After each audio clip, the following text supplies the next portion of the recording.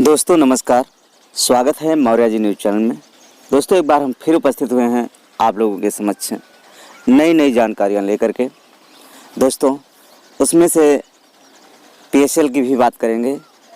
दोस्तों सबसे पहले कोरोना अपडेट के बारे में बताएंगे और सभी खबरों को विस्तार से बताने की कोशिश करेंगे।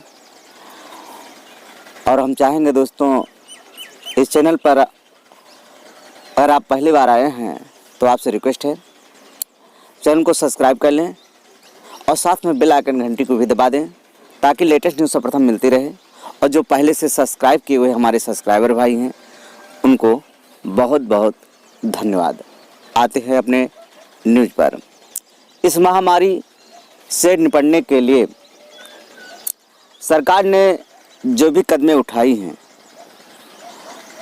वो सही समय पे फैसले न लेने के कारण आज सरकारें नाकाम हो रही हैं, हर एक एंगल पे नाकाम हो रही हैं।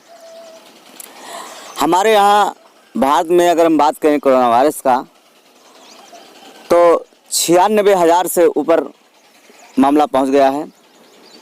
संक्रमण की अगर हम मौत की बात करें तो मौत का आंकड़ा 3,000 से ऊपर पहुंच चुका है और मामला और विषम परिस्थिति की ओर इशारा कर रहा है। मैं इसलिए कह रहा हूं क्योंकि सोशल डिस्टेंस जिस हिसाब से होना चाहिए, जिसके लिए अचानक इतना बड़ा कदम उठाया गया माननीय प्रधानमंत्री मोदी के द्वारा, अचानक उठाया गया। पहले से लापरवाही की गई, उसके बाद अचानक एकाएक कदम उठाया गया। इसका नतीजा आप खुद देख रहे हैं कि सरकारें, राज्य सरकारें हों या केंद्र सरकारें हों, सभी नाकाम हो रही हैं। प्रवासी मजदूर फंसे हुए हैं एक गलती के कारण, जिस गलती को सरकार ने माना भी, फंसे हुए हैं और फंसने के बाद हालात बद से बदतर होते जा रहे हैं। जब गृह मंत्रालय ने आदेश दिया सभी सरकारों को कि बॉर्डर क्रॉस न कराया जाए, कोई भी व्यक्ति पैदल नहीं चलना चाहिए, तो सीमा पर रोकने की बात आई। तो आपको हम दिखाएंगे दोस्तों सीमा पे हालात कैसे हैं। यूपी हरियाणा बॉर्डर पर हालात कैसे हैं मथुरा में, तो आप देखेंगे दोस्तों कि हालात में बद से बदतर हैं कि लोग 3-4 दिन से लगातार भूखे प्यासे हैं, उनको खाना नहीं नसीब हो रहा है। सरकार जो है व्यवस्थाएं नहीं करवा पा रही है। वीडियो के माध्यम से आप देख लें, खुद समझ जाएंगे कि आज सरकारें कितनी नाकाम हैं। आनंद फानंद आदेश के बाद इस जनता को काबू करना कितना मुश्किल है, कितना लोग परेशान हैं और पुलिस को लाठी भाजना भी पड़ रहा है, मारना भी पड़ रहा है। सारी व्यवस्थाएं करने के बाद भी ये भारी भरकम जनता आक्रोशित होकर के उपद्रव भी मचा रही है। तो इससे अंदाजा आप लगा सकते हैं दोस्तों कितनी बद से बदतर स्थिति हो रही है। हर एक एंगल से सरकार नाकाम हो रही है। तो ये जो फैसले ले जा रहे हैं सरकार की तरफ से, उचित समय पर अपना फैसला लेने के कारण ये हालात ऐसे हो रहे हैं। आज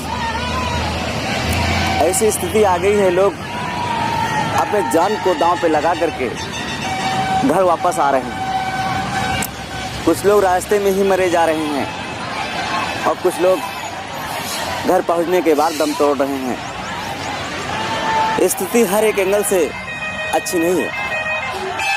सोशल डिस्टेंस आप देख सकते हैं, ऐसे में सोशल डिस्टेंस किस प्रकार से रहेगा।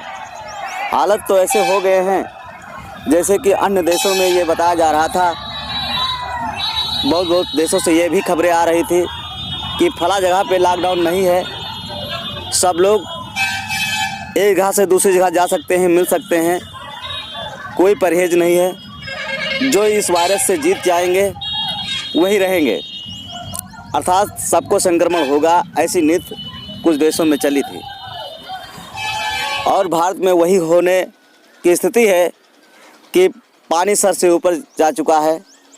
और इस स्थिति इतनी गड़बड़ है कि कोरोना वायरस अब नहीं रुक सकता है। प्रत्येक व्यक्ति को कोरोना वायरस होने की संभावना है। आपको एक ऐसी घटना बताएंगे, प्रवासी मजदूरों का झुंड झारखंड से छत्तीसगढ़ के लिए रवाना होता है। उसमें एक महिला होती है, उसे प्रसव पीड़ा होता है रास्ते में और एक बच्चे को जन्म देती है। लेकिन बहुत सारे उसमें समूह में बहुत सारे मजदूर होते हैं, वो जल्दी जल्दी की बात करते हैं। स्थिति यहाँ पे आ जाती है कि वो अपने बच्चे को रास्ते में ही छोड़ करके आगे बढ़ जाती है मजदूरों के साथ। माँ की ममता भी निष्ठुर होकर के ये काम करने को मजबूर होती है, मजबूरी है। तो दोस्तों, आज समय बहुत भयानक है और इस भयानक तस्वीर जो आपके सामने हैं, इसके जिम्मेदार कौन हैं? क्या हुक्मरान से कोई गलती हुई जो इस प्रकार से ऐसा हुआ? इसको कमेंट के माध्यम से बताएं। आपकी प्रतिक्रिया का इंतज़ार रहेगा दोस्तों। ऐसी बहुत सी सारी तस्वीरें हैं कि बहुत सारे लोग अपने जान को देने के लिए तैयार हो जाते हैं। ना वो खाना पाते हैं, ना पानी पाते हैं। सरकार की तरफ से कोई इंतज़ाम उनके लिए नहीं हो पाता है। वो अपने जान को देने के लिए तत्पर होते हैं। ऐसी भी तस्वीर हैं दोस्तों। तो इसके जिम्मेदार कौन है, कमेंट के माध्यम से बताना दोस्तों। हम इंतज़ार करेंगे, आपको लेटेस्ट खबर देंगे PSL के बारे में। हम दोस्तों आपसे रिक्वेस्ट करना चाहते हैं, क्योंकि पहले इस चैनल पर सभी वीडियो PSL के ही डाले जाते थे अधिकतर, लेकिन कुछ समय से हम इस चैनल पर अन्य संबंधित गरीबों की आवाज़ उठाने के लिए, असहायों की आवाज़ उठाने के लिए, जो परेशान जनता है उनकी आवाज़ उठाने के लिए, उनकी बात कहने के लिए इस चैनल पर अन्य वीडियो को भी डालना शुरू कर दिया। साथ में अन्य खबरों को बताने की कोशिश करने लगा हूँ। तो आपसे रिक्वेस्ट है, ऐसी भी खबरें देख लीजिए भी, ऐसी भी खबरें देख लेना जो पल से अलग हैं। तो PSL में हम बात करेंगे दोस्तों, जो लोग फार्म फिलअप कर चुके हैं, जब फार्म भरा जा रहा है तब की बात करते हैं, लेटेस्ट नहीं, अभी फार्म नहीं भरे जा रहे हैं। जब फार्म भर रहे थे तो स्टेटस चेक करने के लिए, एडिट करने के लिए जो ऑप्शन चल रहा है, जुलाई तक चलेगा। जो लोग नहीं जानते हैं उनके लिए मैं कहना चाहूँगा, वो साइबर कैफ़े के पास जाएं। अगर वहाँ पर दुकानें कंप्यूटर वाली खुल रही हैं तो जा करके अपना स्टेटस चेक करवा लें कि हमारे खाता में अभी तक पैसा क्यों नहीं आया है, कोई गलती तो नहीं हुई है।